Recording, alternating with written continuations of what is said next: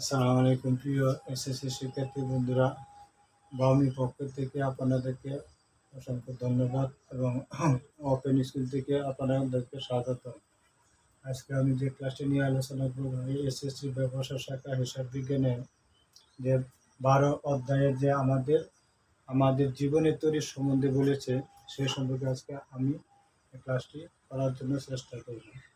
এখানে আমরা বিভিন্ন ধরনের বিভিন্নভাবে বিদ্যুৎ ব্যবহার করে থাকি।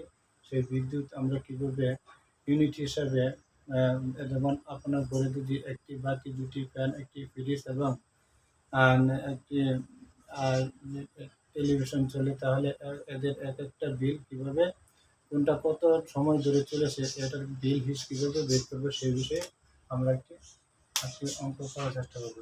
এখানে বলা হয়েছে 100 ওয়াটের একটি বাতি প্রতিদিন 5 ঘন্টা জ্বালানো হয়। প্রতি কিলোওয়াট ঘন্টার মূল্য 6 টাকা হলে এক মাসে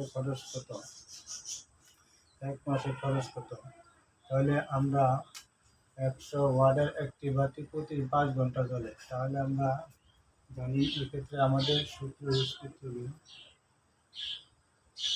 আমরা জানি ব্যবহৃত শক্তি সমান ক্ষমতা পূরণ সময়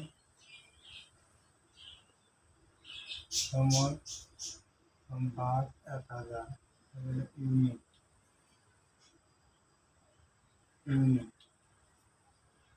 ইউনিট। তাহলে আমরা সবসময় এই সূত্রটা ইউজ করব। ব্যবহৃত শক্তি, ক্ষমতা পূরণ সময়, দিন, ঘন্টা যাই হোক, তাদের ভাগ করবো 1000। তাহলে একটি টিভির ব্যবহৃত শক্তি আমরা এখানে দেখতে পারি, একটি বাতির ব্যবহৃত শক্তি সমান আমরা দেখতে পারি ক্ষমতা দেওয়া আছে 100 ওয়াট, পূরণ কত সময় 5 ঘন্টা ইউনিট, এবং 1000 ওয়াট। তাহলে আমরা এটা ভাগ করে পাই, সুতরাং ক্যালকুলেশন করে আমরা দেখতে পাই যে 500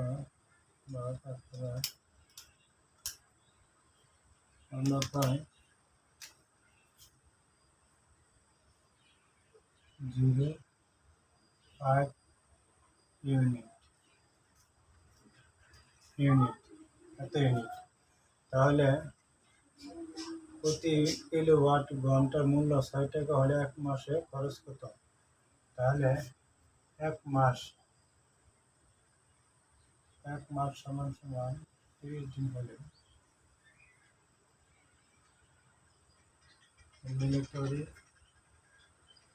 এক মাস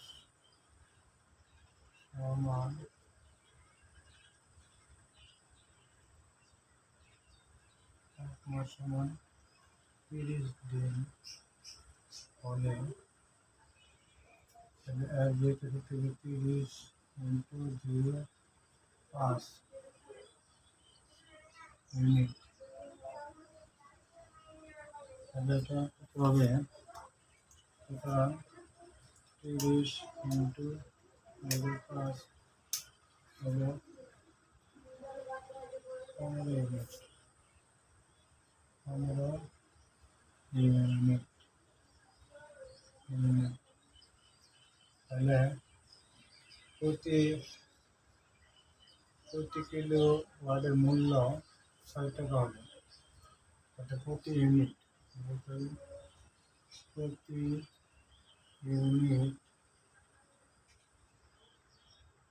মূল্য 6 টাকা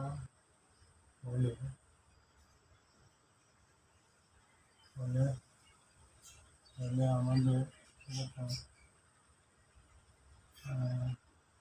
6 ইন্টু 15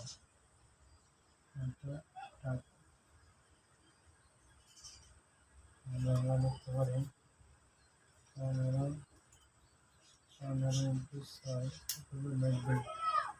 15 টাকা। প্রিয় শিক্ষার্থী বন্ধুরা, 100 ওয়াটের একটি বাতি প্রতিদিন 5 ঘন্টা জ্বালালে প্রতি কিলোওয়াট ঘন্টা মূল্য 6 টাকা হলে আমাদের মাসে 90 টাকা একটি বাতির বিল আসে।